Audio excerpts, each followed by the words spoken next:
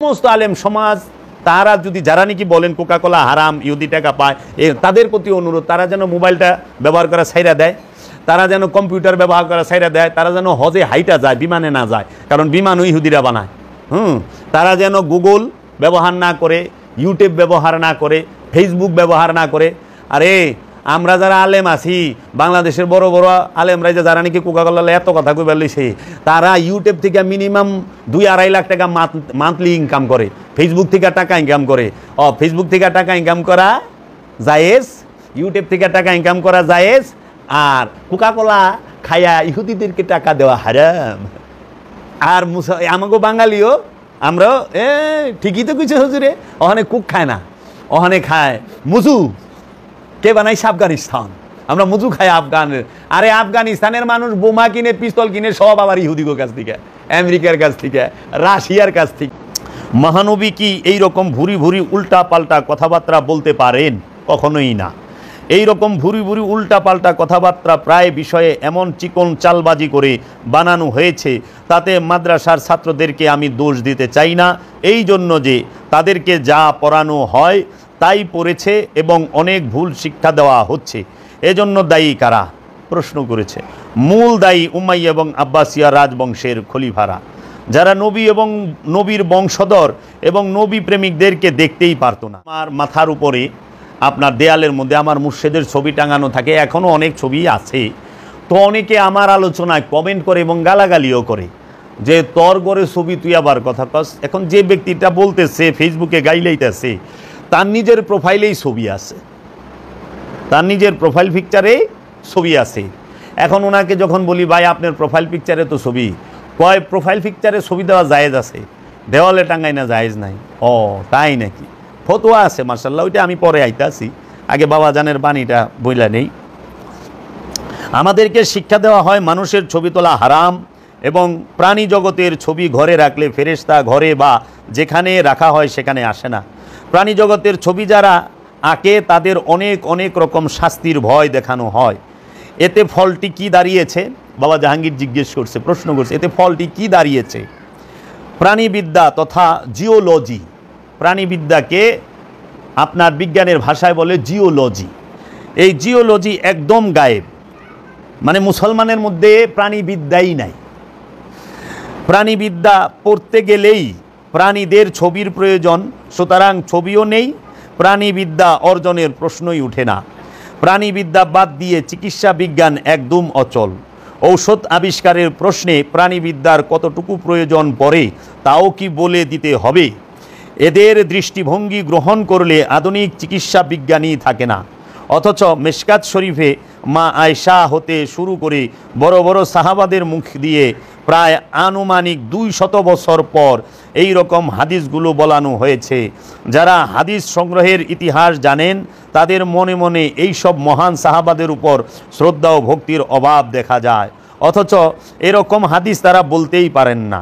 আবার অনেক বিষয়ে একটু ভালো করে লক্ষ্য করবেন যে সেই বিষয়টির উপর পক্ষ এবং বিপক্ষে দুই প্রকার হাদিস পাবেন। মহানবী কি এই রকম ভুরি ভুরি উল্টা পাল্টা কথাবার্তা বলতে পারেন? কখনোই না। এই রকম ভুরি ভুরি উল্টা পাল্টা কথাবার্তা প্রায় বিষয়ে এমন চিকন চালবাজি করে বানানো হয়েছে, তাতে মাদ্রাসার ছাত্রদেরকে আমি দোষ দিতে চাই না, এই জন্য যে তাদেরকে যা পড়ানো হয় তাই পড়েছে এবং অনেক ভুল শিক্ষা দেওয়া হচ্ছে। এজন্য দায়ী কারা? প্রশ্ন করেছে। মূল দায়ী উমাইয়া এবং আব্বাসিয়া রাজবংশের খলিফারা, যারা নবী এবং নবীর বংশধর এবং নবী প্রেমিকদেরকে দেখতেই পারত না। যেমন ধরুন মহানবীকে একদম ছোট করার এক অপূর্ব কৌশল আবিষ্কার করেছে এরা চালাকেরও চালাক, ধূর্তেরও ধূর্ত। এরা চারিদিকে ঠিক রেখে পরিবেশ তৈরি করে দুর্বল স্থানে আঘাত করে এমন সূক্ষ্মতা অবলম্বন করে যে বড় বড় ইসলাম গবেষক পর্যন্ত ধরতে না পেরে হিমশিম খায় এবং এদের ফাঁদে পা ফেলে। যেমন ধরুন একটি নমুনা তুলে ধরছি। এরা প্রথমে আসল কথাটি না বলে সেই সাহাবাকে সবচাইতে উঁচু আসনে উঠাবেন, তারপর কেবল উঁচু আসনেই বসিয়ে শেষ করবে না, তারা সেই সাহাবাকে পাল্লা বাটখারা দিয়ে ওজন মাপার আজগবি কৌশলী প্রথমে তুলে ধরবেন। পাল্লা বাটখারা দিয়ে ওজন মাপার আজগুবি কৌশলটি প্রথমে তুলে ধরবেন। যেমন সমস্ত সাহাবাদের যদি এক পাল্লায় রাখা হয় এবং অপর পাল্লায় একা হজরত আবু বকরকে রাখা হয়, তবুও হজরত আবু বকরের পাল্লার ওজন ভারী হবে। এইরকম আমরা ওয়াজে শুনি। হজরত আবু বকরের পাল্লা ভারী হোক, এতে আমাদের কোনো আপত্তি নেই, কিন্তু সব রকম আপত্তিগুলো তখনই উঠে আসে যখন আব্বাসীয় রাজত্বের সংগ্রহ করা একটু গুরুত্বপূর্ণ এবং মারাত্মক আঘাত করা এবং কোরআন বিরোধী হাদিসখানা এই মহান সাহাবার মুখ দিয়ে বলানো হয়েছে। হাদিসটি বানানোর কৌশলটি এত চাতুর্যপূর্ণ যে সরল মানুষ সত্য বলে মনে করবে, জ্ঞানী লোকেরা চিন্তায় পড়ে যাবে কোরআন বিরোধী বলে। এবং এখানেই শেষ নয়, বরং হজরত আবু বকরের উপর উচ্চ ধারণাটি তো থাকেই না, বরং তার নামটি পর্যন্ত গলা খেকুনি দিয়ে নিচু স্তরে একান্ত বাধ্য হয়ে নিতে হয়।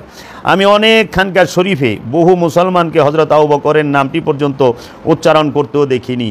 সেই সঙ্গে হজরত উমর, হজরত উসমান, হজরত তালহা, হজরত জুবায়ের, হজরত আব্দুর রহমান ইবনে আউফ সম্পর্কে এমন সব ঐতিহাসিক কথাবার্তা তুলে ধরেন যে ভক্তি তো দূরের কথা, বরং নানা প্রকার বিরূপ মন্তব্য ছুড়ে দেওয়া হয়।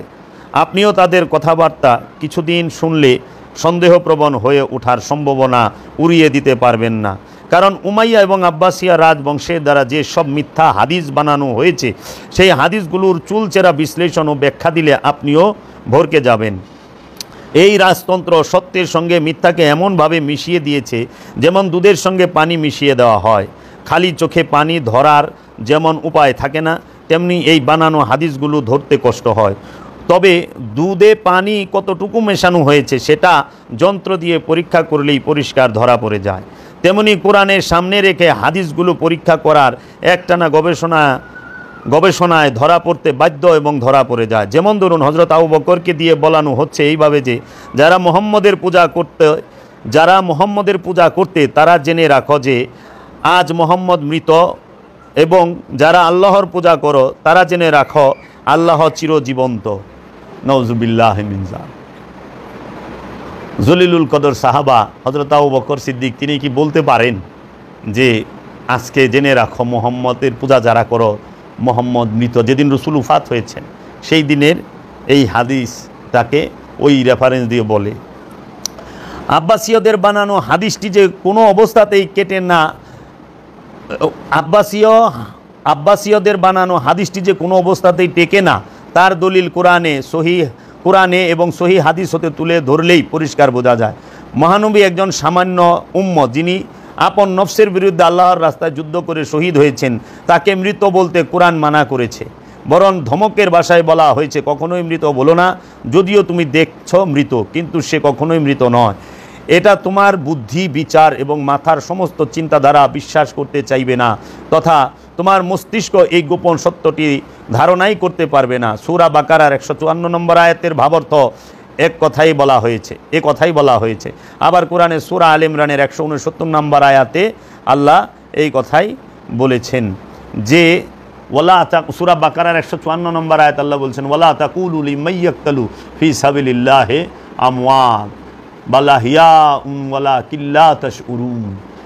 খবরদার, যারা আমার রাস্তায় শহীদ হয়েছে, আল্লাহর রাস্তায় শহীদ হয়েছে, তাদের মৃত বলিও না, বরং তারা জীবিত, তোমরা তা বুঝতে পারো না। এবং আল্লাহ সূরা আলে ইমরানের 169 নম্বর আয়াতে বলছেন, ওয়ালা তাহসাবান্নাল্লাযিনা কুতিলু ফি সাবিলিল্লাহি আমওয়াত বাল আহইয়াউন ইনদা রাব্বিহিম ইয়ারযাকুন। খবরদার, যারা আমার রাস্তায় শহীদ হয়েছে, কতল হয়েছে, তোমরা তাদেরকে মৃত বলিও না, বাল বরং আহিয়া, তারা জীবিত, ইনদা রাব্বিহিম ইয়ারযাকুন, ভেতরে ভেতরে তারা রবের তরফ হইতে রিজিক পাইতেছে। এখন আল্লাহর রসুলের একজন উম্মত, সে যদি আল্লাহর রাস্তায় কতল হওয়ার পরে না মারা যায়, তাহলে সরকারে দু আলম রাহমাতাল লিল আলামিন কিভাবে মারা যায়? এই হাদিসটা তো কোরআনের সাথে সাংঘর্ষিক হয়ে যায়। যে হজরত আবু বকরের মুখ দিয়ে যে হাদিসটা বলানো হয়েছে, যে হজরত আবু বকর সিদ্দিক বলেছেন, যারা মুহাম্মদের পূজা করতে তারা জেনে রাখো যে আজ মোহাম্মদ মৃত, এবং যারা আল্লাহর পূজা করো তারা জেনে রাখো আল্লাহ চিরজীবন্ত। নওজুবিল্লাহ মিন যালিক। এই হাদিসটা কখনোই হযরত আবু বকর সিদ্দিক বলতে পারেন না। এটা উমাইয়া আব্বাসিয়া রাজবংশের ঘোর চক্রান্ত। কোরআনের সাথে হাদিস সাংঘর্ষিক। কারণ তোমরা দেখো যে সালে না 2014 সালে, হ্যাঁ 2014 সালে আমার মুর্শিদ কালান্দার বাবা জাহাঙ্গীর বা ইমান আল সুরেশ্বরীর একজন সাধক খলিফা, তার নাম আজিজ মস্তান। সেই আজিজ মস্তানের উনি ইন্তেকাল করছে 1 বছর আগে। 1 বছর পরে তাকে কবর থেকে উঠানো হয়েছে। তার দেহ মুবারকটা, তার দেহ মুবারক একটা পশমও নষ্ট হয় নাই, অক্ষত রয়েছে। বাবা জাহাঙ্গীরের মুরিদ খলিফা আজিজ মস্তান, বাড়ি হইল ঢাকা জেলার নবাবগঞ্জ থানার কলাকুপা বান্দুরায়। হ্যাঁ, এইটা যুগান্তর পেপারে আসছিল 2014 সালের জানুয়ারি মাসের পেপারে এই খবরটা আসছে যুগান্তরে। হ্যাঁ, তো একজন সাধক, একজন ওলিয়ে কামেলের খলিফার দেহ হইতো নষ্ট না। আমরা দেখি না অনেক সময় কবর খুঁজতে গেলে যে 45, 60 কিংবা 30 বছর পূর্বে ওনাকে এই কবরে দাফন করা হয়েছে, এই দেহটা নষ্ট হয় নাই। অনেক আছে না, অনেক পাওয়া যায়। তাই আল্লাহর একজন নেককার বান্দার দেহটাই তো নষ্ট হয় না, তাইলে আল্লাহর রসুল রাহমাতুল্লিল আলামিনের দেহ মুবারক কীভাবে নষ্ট হয়? আর আসে মৃত্যুর কথা। আরে মোহাম্মদ সাল্লাল্লাহু আলাইহি সাল্লাম তো কারো পিতা না, তো মোহাম্মদ সাল্লাল্লাহু আলাইহি সাল্লাম মৃত্যুবরণ করে কেমনে? সারা কোরআনে কোথাও আছে যে মোহাম্মদ জায়কাতাল মউত? না, আছে কুল্লু নাফসুন জায়কাতাল মউত, প্রত্যেক নফস মৃত্যুর স্বাদ গ্রহণ করবে। এখন মোহাম্মদ নফস, এটা জগতে গুণ আলেম প্রমাণ করতে পারবে? মোহাম্মদ সাল্লাল্লাহু আলাইহি সাল্লাম যে নফস, এটা জগতে গুণ আলেম প্রমাণ করতে পারবে? পারবে না। মোহাম্মদ কাকে বলে এই ভেদ রহস্য তারা জানে না, তাদের জানা নাই। কিন্তু বিরাট বড় ইসলামিক গবেষক আর বিরাট বড় পীর মশায়েক হয়ে বই রয়েছে, কিচ্ছু করার নাই। এর লেগে তারা মোহাম্মদ সাল্লাল্লাহু আলাইহি সাল্লামের রুহে সোয়াব পাঠায়, রসুলের রুহে সোয়াব পাঠায়, আবার কেউ তো আছে রওজা পাকে সোয়াব পাঠায়, হাদিয়া পাঠায়, আবার কেউ আছে আরওয়া পাকে পাঠায়। এগুলো সবগুলোই বেয়াদব, সব বেয়াদব। কারণ তুমি আমানু হইয়া রসুলের জন্য দোয়া করার মতো উপযুক্ত পাত্র নও। তুমি একজন পীর হইয়া, পিসা হইয়া রসুলের লেগে দোয়া করার উপযুক্ত পাত্র নও। কারণ রসুলের দয়া ভিক্ষা পাইলেই তুমি অলি হইবা। যার দয়ায় অলি হও, যার ভিক্ষা পাইলে অলি হও, রসুলের বংশের দয়া ভিক্ষা পাইলে যারা অলি হয়, তারা কিভাবে রসুলের জন্য আর রসুলের বংশের জন্য সোয়াব পাঠায়, দোয়া পাঠায়? সোয়াব তার জন্য দরকার যার নফস শয়তানযুক্ত, যার নফস ক্ষতিগ্রস্ত, যিনি অকল্যাণে আছে, তার জন্য কল্যাণ পাঠাইতে হবে। যিনি বরদোয়ার মধ্যে আছে, অভিশাপের মধ্যে আছে, তার জন্য দোয়া করতে হবে। যিনি লুকসানের মধ্যে আছে, ক্ষতিগ্রস্ততার ভিতরে আছে, তার জন্য দোয়া পাঠাইতে হবে। এখন রসুল এবং রসুলের বংশ তো সবচেয়ে আলা, সবচেয়ে উঁচু মর্যাদার। হ্যাঁ, এইটা এখন ছবির বিষয়টা যেটা নিয়ে আমি করছি, এই বিষয়ে আমি অন্য সময় আলোচনা করুম এই হাদিসের। তো এখানে আরেকটু বলা উচিত যে আল্লাহ রাব্বুল আলামিন আবার কোরআনে সূরা আলে ইমরানের 169 নম্বর আয়াতে জোর দিয়ে বলা হয়েছে, এই বলে যে যারা জিহাদে আকবরে জয়ী হয়ে শহীদ হয়ে ওলি হয়েছেন তাদেরকে মৃত চিন্তা করতেও একদম মানা। কথা প্রসঙ্গে একটি কথা এসে যায় যে চিন্তা করলে গুনাহ লেখা হয় না। যদি কেউ খারাপ কাজ করবে বলে চিন্তা করে কিন্তু সেই খারাপ চিন্তাটি বাস্তবে তথা হাতে নাতে না করে, তাহলে গুনাহ লেখা হয় না। কারণ খারাপ কাজটি বাস্তবে যেই পর্যন্ত প্রতিফলিত না হবে সেই পর্যন্ত গুনাহ লেখা হবে না। কিন্তু সমগ্র কোরআনে তন্ন তন্ন করে খুঁজে শুধু দুটো জায়গায় চিন্তা করলেও অন্যায় বলে বলা হয়েছে। একটি আলে ইমরানে, সূরা আলে ইমরানে, অপরটি সূরা নেসার 150 আয়াতে। আল্লাহ রাব্বুল আলামিন সূরা নেসার 150 নম্বর আয়াতে বলেছেন, 51 নম্বর আয়াতে, যে কি ওয়ায়ুরিদুনা আইয়ু ফারিকু বাইনাল্লাহি ওয়া রাসূলি উলাইকা হুমুল কাফিরুনা হাক্কা। যাহারা ওয়া এবং ইউরিদুনা, যারা মনে মনে ইচ্ছা করে, এরাদা করে, আইয়ু ফারিকু বাইনাল্লাহি, আল্লাহ ওয়া রাসূল, আল্লাহ এবং রসুলের মধ্যে পার্থক্য করার মনে মনে চিন্তা করে, ইচ্ছা করে, তাহারাই হইল 100% কাফের, কাফেরুনা হাক্কা 100%। ওয়ায়ুরিদুনা ইউফারিকু বাইনাল্লাহি ওয়া রাসূলি উলাইকা হুমুল কাফিরুনা হাক্কা।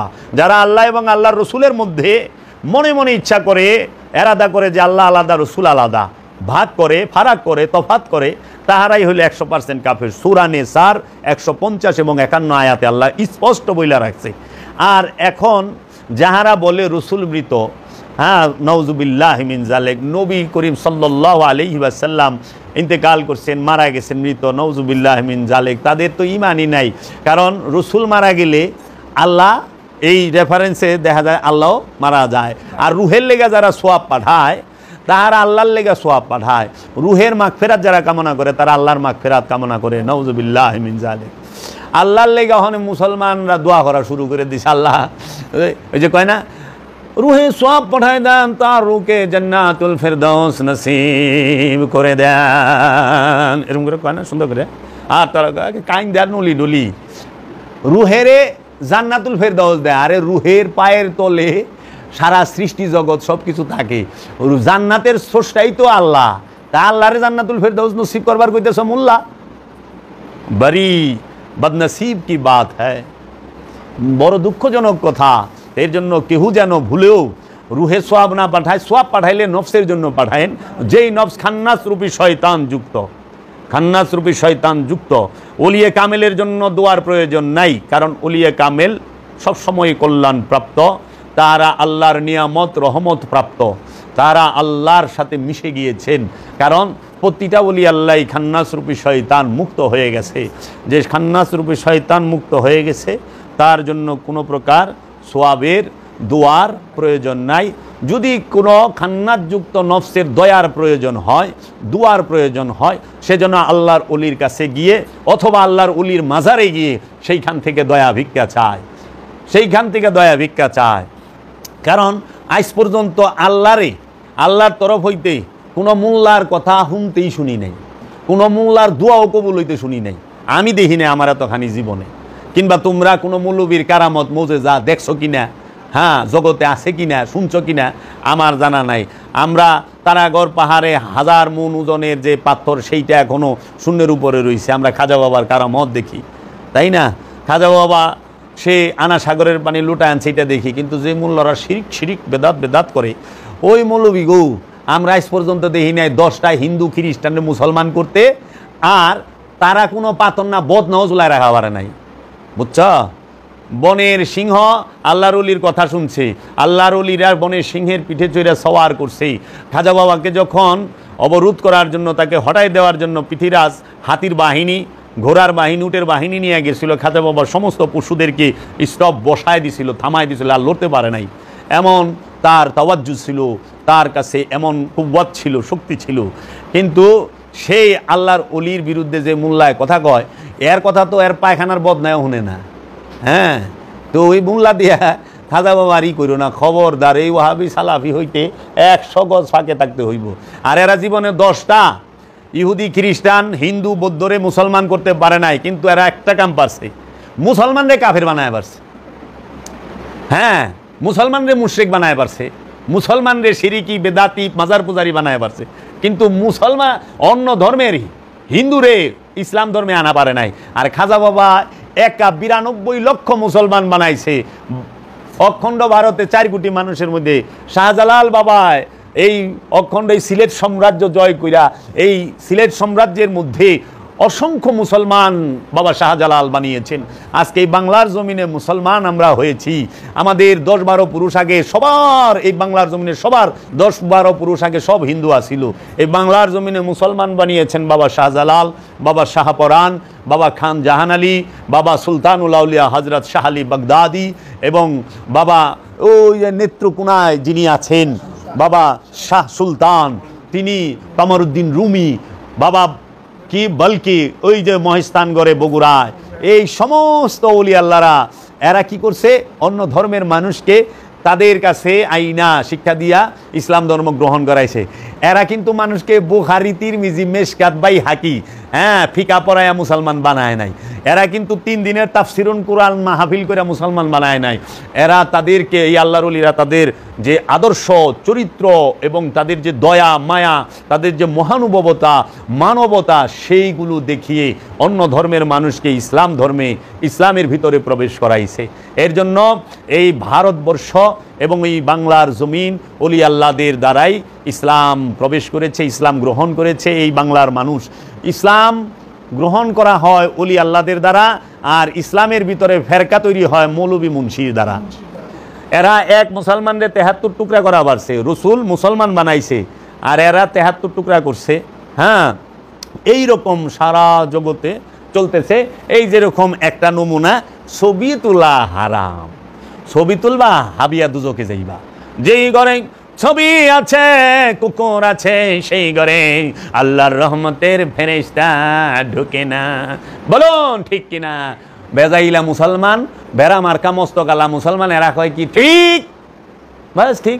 অথচ হেয়ার ভিডিও লাইভ হইতেছে, এই ওয়াজ যে করতেছে মৌলবি, হেয়ার ভিডিও ফেসবুক লাইভ হচ্ছে, হ্যাঁ, টিভিতে দেখাচ্ছে। উনারে টিভি সেন্টারে দাওয়াত করলে উনি দৌড়ে চলে যায়, টিভি সেন্টারে বইয়া যে ওয়াজ করেন তখন বলে ভিডিও না যাইস নয়, ভিডিও যাইস, ছবি না যাইস, এমনি কয়। আশ্চর্যের বিষয়, ভিডিও না যাইস কেমনে, আবার ব্যাখ্যা দেয়। হ্যাঁ, এই যে যেরকম ইদানিং দেখবা কতটি 12 বাড়ির ভাত খাইয়া কতটি মৌলবীর নাক টিস্যু ধ্বংস হয়ে গেছে গা, কিছু লোকের, সবার না, কিছু লোকের। তারা কি করছে, কোকা কোলা হারাম, কোকা কোলা হারাম, কোকা কোলা খাইলে ইসরায়েল টাকা পায়, কোকা কোলা আমরা খাবো না, বর্জন করলাম কোকা কোলা, কোকা কোলা খাবো না। ফেসবুক লাইভে আইসা কোকা কোলার বোতল দোকান থেকে কিনে মুখা খুইলে এমনি ভালায়।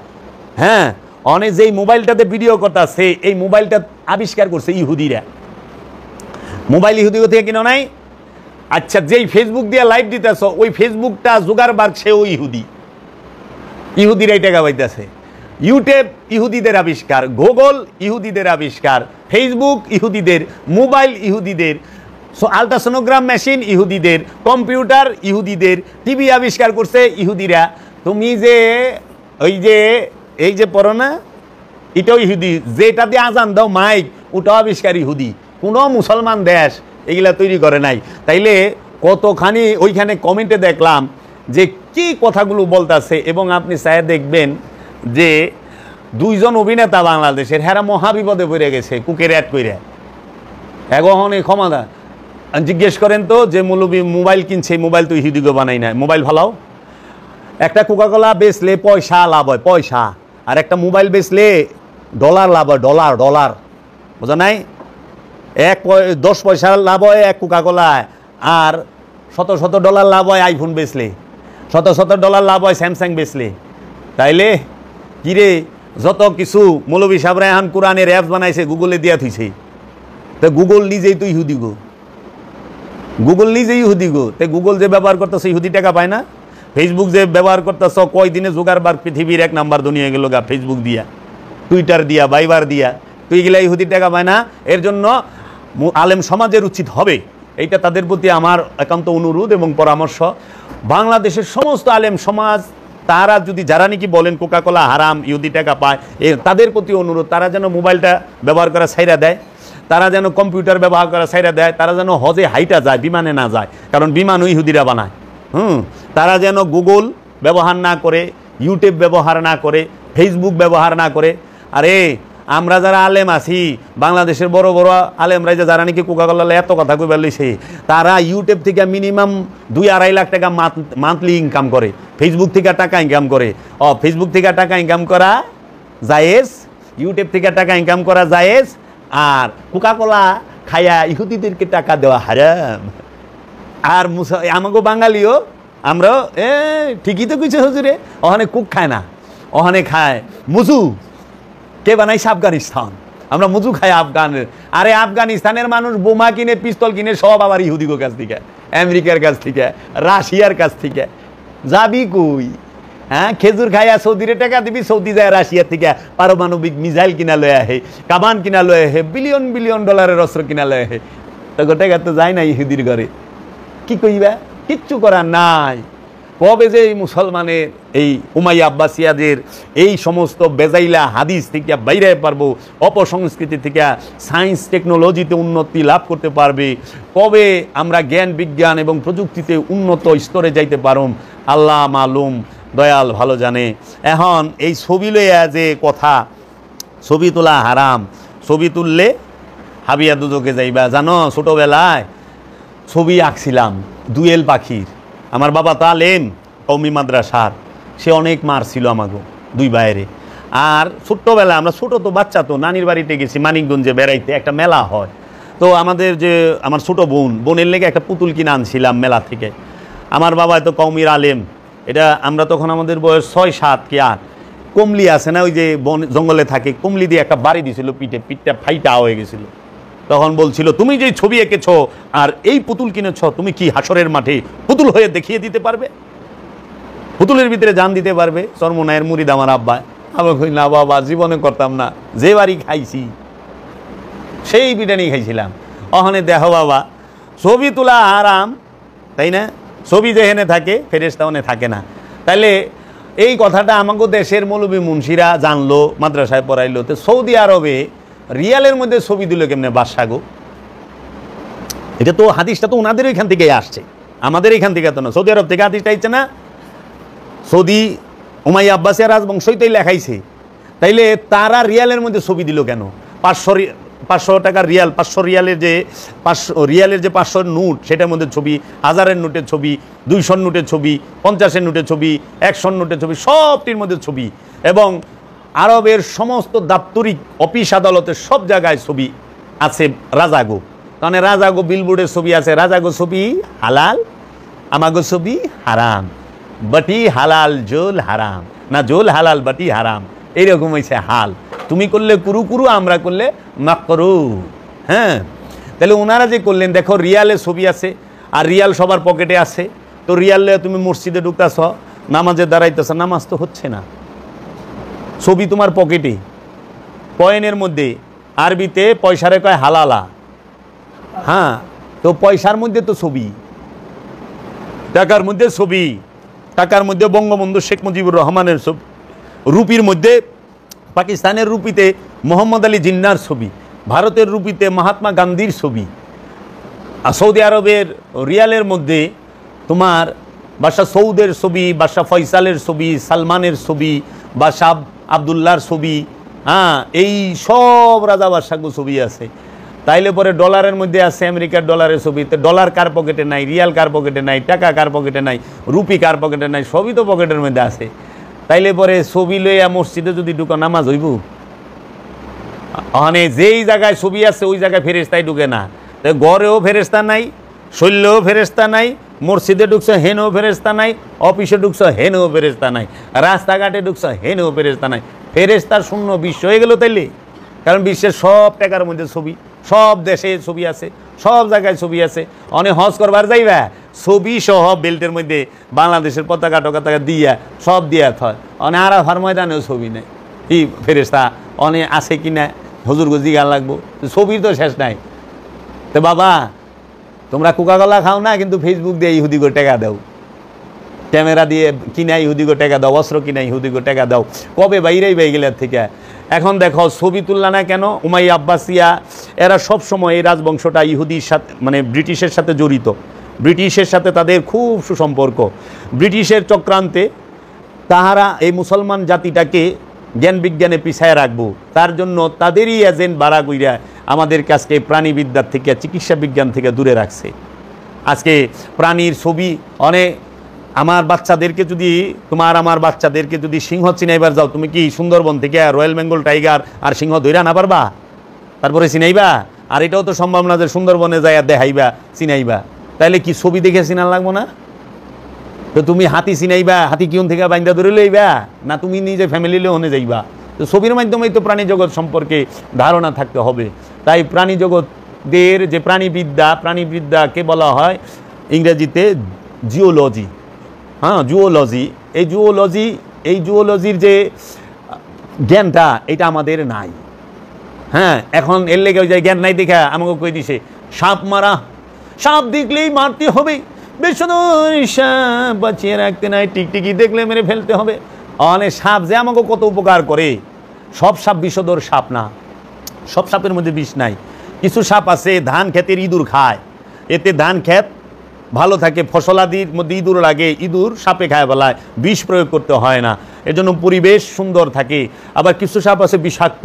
তো বিষাক্ত সাপগুলো সম্পর্কে ধারণা নিতে হইলে তোমরা ডিসকভারি, ন্যাশনাল জিওগ্রাফি চ্যানেলগুলো দেখবা, প্রাণী জগৎ সম্পর্কে ধারণা হবে। অনেক যেই সাপ দেয় সেই সাপে মাইরা হালায়। এদিন দেখলাম এই যে বর্তমানে যে একটা ভয়ঙ্কর সাপ, আমরা ইয়েও দেখছি, ঢাকা জেলা কেরানীগঞ্জেও দেখছি, রাসেল ভাইপার।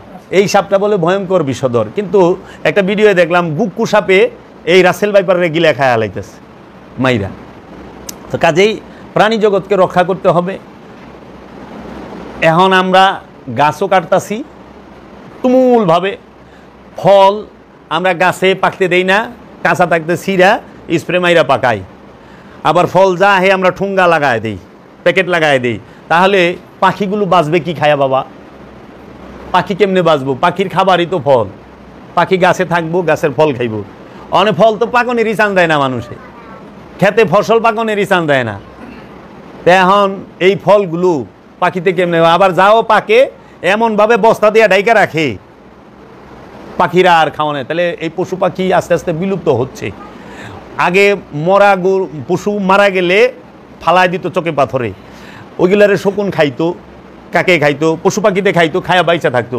আর এখন সব মাটির নিচে কারণে আস্তে আস্তে এখন শকুন দেখেন, শকুন নাই, শিয়ালের পরিমাণ কমে গেছে। অনেক ধান খেতেও মানুষ যায় বাড়ি করে, তো শিয়াল থাকবো গুই, জঙ্গল নাই, শিয়াল কই থেকে থাকবো? তা প্রতিটা প্রাণী দিয়াই আমাদের অনেক উপকার হয়। তাই এই যে ছবির বিষয়গুলো যে বলে যে ছবি থাকলে ঘরে ফেরেশতা ঢুকে না, বাবা গু, এইটা ডাহা মিশা কথা, একদম ডাহা মিশা কথা। যদি ছবি থাকলে যেখানে ছবি আছে ওই জায়গায় ফেরেশতা আহে না, তাহলে মানুষের পকেটে টাকা আছে, কোনো মানুষের কান্দে ফেরেশতা নাই, গেছে গা। কারণ পকেটে টাকা তো, টাকার মধ্যে ছবি, পকেটে রিয়াল তো, রিয়ালের মধ্যে ছবি, দুই কান্দের ফেরেশতাও নাই, কোনো আনে ফেরেশতা না। এর লেগা মনে হয় বেশিরভাগ আকাম কোকাম গিলা কথা আছে যে ফেরেশতা তো নাই, লেখাই পারবো না। আবার এই যে দোকান পাশানে দেখবা ছবি টাঙায় রাখছে, ট্রেড লাইসেন্সের মধ্যে ছবি আছে, টাঙায় রাখছে। অনেক ফেরেশতা তো ঢুকা পারে না, অনেক হ্যাঁ ওজনে কম দিতে আছে, কারণ ফেরেশতা লেখা পারতেছে না, ঢুকাই পারতেছে না, ছবি আছে, এর লেগে মনে ওজনে কম দেয়, এর লেগে হেরা ডরাই না আল্লাহরে। আমাদেরকে এই সমাজের মধ্যে পাপ কাজে বেশি উৎসাহিত করছে এই সমস্ত কথাবার্তাগুলোতে। এই যে অনেকে বলে না যে কোনো আপনি যতই পাপ করেন, নামাজ ঠিক রাখে, নামাজের কাজ নামাজে করব, পাপের কাজ পাপে করব, কখনোই না। নামাজ আমানুল লেগা, আর নামাজ পাপ থেকে বিরত রাখে। যে নামাজও পরে পাপও করে তার লেগা নামাজই নাই, কারণ যে নামাজ কায়েম করে সে পাপ করতে পারে না, আর যে পাপ করে তার কোনো নামাজ হয় না। তাহলে এই যে চোর দাউর্গ সাই দিয়ে দিল না, যে যা খুশি তাই করেন, না, নিজের ইচ্ছায় চলো নিজেই বোন, আল্লাহর ইচ্ছায় চলতে হবে। আল্লাহর ইচ্ছায় যে চলে সে আমানু, সে মুমিন। আল্লাহর ইচ্ছায় যে চলে সেই মুসলমান, রসুলের ইচ্ছায় যে চলে সে মুসলমান। নিজের ইচ্ছায় যে চলে সে মুসলমান না, সেই কাফের, সেই হচ্ছে অমুসলিম। মুসলমান গোত্রের না, জাতের না, মুসলমান দলের না, আদর্শের। এর জন্য আমরা যেন দলগত মুসলমান না হই, আমরা যেন এই লেবাসের মুসলমান না হই, আমরা যেন মুসলমান, আনুষ্ঠানিক মুসলমান না হই, আমরা হই আদর্শের মুসলমান, রসুলের আদর্শের মুসলমান হই, ইব্রাহিম খলিলুল্লাহর আদর্শের মুসলমান যেন হইতে পারি। কারণ মুসলমান শব্দের অর্থই আত্মসমর্পণকারী। যিনি আল্লাহর ইচ্ছার কাছে, রসুলের ইচ্ছার কাছে আত্মসমর্পণ করতে পেরেছেন, তিনি মুসলমান হয়েছেন। এজন্য রসুলের ইচ্ছা মিথ্যা বইল না, মিথ্যা কইও না। রসুলের ইচ্ছা ওজনে কম দিও না, অন্যের হক মাইরা খায়ও না, অন্যের হক নষ্ট করো না, অন্যকে কষ্ট দিও না, সৃষ্টির সেবা করো। এইগুলো যে নিষেধগুলো আল্লাহ এবং রসুল করছে ওইগুলোকে মাইনা চলা, এবং যে আদেশগুলো রসুল এবং আল্লাহ বলছেন সেগুলোকে মাইনা চলার অপর নামই হলো মুসলমান। সুন্নতে খাতনা দিলে মুসলমান হয় না। যদি সুন্নতে খাতনা দিলেই মুসলমান হইতো তাহলে মেয়েরা মুসলমানই হয়ে ভালো না, কারণ মেয়েগুলো সুন্নতে খাতনা দেওয়া যায় না। এর জন্য যদি লেবাসে মুসলমান হয়, যে দাড়ি রাখছো, টুপি পাঞ্জাবি পায়জামা পরছো, তুমি মুসলমান, তাহলে মেয়েরা পাঞ্জাবিও পরা পারে না, দাড়িও রাখা পারে না, টুপিও ভিন্দা পারে না, হেরা এইগুলো ফাগরি মাগরিও মাথায় বাঁধা পারে না, তো এরা মুসলমানের সাইডটা বাদ হয়ে যায়। আবার যদি বাপ দাদার ঘরের মানে জন্মসূত্রে মুসলমান হয়, যে বাবা মা মুসলমান, তাদের ঘর থেকে যারা আইছে হেরাই মুসলমান, তাইলে তো আমরা দেখি অনেক বড় বড় যে অসৎ লোক তারাও মুসলমানের ভিতরে ঢুকে যায় না। এজন্য মুসলমান হলে আদর্শের মুসলমান, আদর্শের মুসলমান হইতে হবে, এবং জ্ঞান গবেষণা করতে হবে, কোরআন পড়তে হবে, কোরআন গবেষণা করতে হবে, এবং আল্লাহর যারা ওলি, আল্লাহর নূরে যারা নূরময়, রসুলের আদর্শে যারা আদর্শবান, তাদের সহবতে যেতে হবে। কোরআন পইরা হেদায়েত হওয়া যায় না। কোরআন পইরা হেদায়েত হইতে গেলে অবশ্যই কোরআনের ওয়ারিস যারা আল্লাহর ওলিরা তাদের লাগবে। শুধু আরবি পইরা হেদায়েত পাইবা না, তখনই হেদায়েত পাইবা যখন তুমি কোরআনের ওয়ারিস যারা আল্লাহর ওলিরা তাদের কাছে যাইবা। কারণ আমরা দেখছি আরবি কোরআন অনেক বড় বড় খারাপ আলেম উলামারা পড়ছে, কিন্তু তারা মার্ডারের সাথে জড়িত, তারা অপকর্মের সাথে জড়িত, ড্রাগসের সাথে জড়িত। আমরা দেশ বিদেশে অনেক দলিল পাই, এবং বোমাবাজির সাথেও জড়িত আমরা দেখছি না। এজন্য যারা নাকি অলির বায়াত, অলির কাছে মুরিদ, এবং সাথে কোরআন গবেষণা করে, কোরআন পড়ে, কোরআনের আদর্শকে নিজের মধ্যে ধারণ করে, তাহারা অনেক সুন্দর চরিত্রের চরিত্রবান হয়েছে, চরিত্রের অধিকারী হয়েছে। এর জন্য অলির সোহবত ছাড়া, অলির মুরিদ হওয়া ছাড়া, অলির বায়াত হওয়া ছাড়া তুমি কখনোই হেদায়েত পাবে না। এবং অলির ধ্যান করতে হবে, দায়েমি সালাত করতে হবে, মুরাকাবা মুশাহেদা করতে হবে। হ্যাঁ, শুধু আমরা যে সপ্তাহে একদিন হাজিরা দিমু আল্লাহর দরবারে আমরা পার, এই যে চিন্তা যেন আমরা না করি। কারণ আল্লাহ বলছে তুমি সর্বক্ষণ সলাতের মধ্যে থাকো। আল্লাযীনা হুম আলা সলাতিহিম দায়মুন, সর্বক্ষণ আল্লাহর সাথে সংযুক্ত থাকো, যুক্ত থাকো, রসুলের সাথে যুক্ত থাকো সর্বক্ষণ, তাকেই দায়েমি সালাত বলে। আর সর্বক্ষণ যুক্ত থাকতে গেলে ধ্যান ছাড়া, মুরাকাবা মুশাহেদা ছাড়া সম্ভব নয়। এর জন্য সপ্তাহে একদিন আল্লাহর দরবারে হাজির হইবা, এইটা তুমি পার পাওয়া যাইবে এই চিন্তাও করো না। আল্লাহর দরবারে প্রতি মুহূর্তে জিকিরে ফিকিরে থাকতে হবে।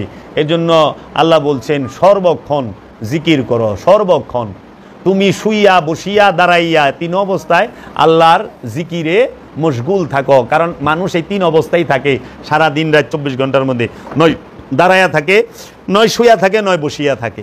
এর জন্য আল্লাহর জিকির করবা দাঁড়াইয়া, শুইয়া এবং বসিয়া, সর্বক্ষণ। গাফেল হওয়া যাবে না। জো দম গাফেল সো দম কাফের, জিকির থেকে গাফেল হওয়া যাবে না। বুঝছ? এই বিষয়গুলো তোমরা মনে রাখবা। আর এই ছবি তোলা হারাম, ছবি তুললে ফেরেশতা নেয়, এই সমস্ত মোল্লার ফেদাই শুনবা না।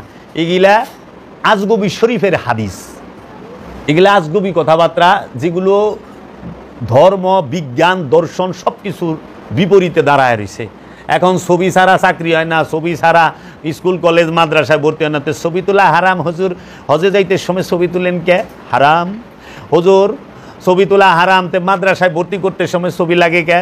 আচ্ছা হুজুর ছবি তোলা হারাম, ছবি তুললে আমি দুজকে যাইবা, তাইলে হুজুর আপনি যে পাংখা মার্কায় কারাইলেন ছবি লইয়া, হুজুর ছবি ছাড়া তো পাংখা মার্কা দেয় নাই, সেই পাংখা মার্কা ছবি ছাড়া আইছে কিনা বলেন? তো ছবি তো লাগে গেছে। তো ছবি লাগছে না? ইলেকশনে দাঁড়াইতে ছবি লাগে না? নির্বাচন কমিশনের ছবি লাগে না?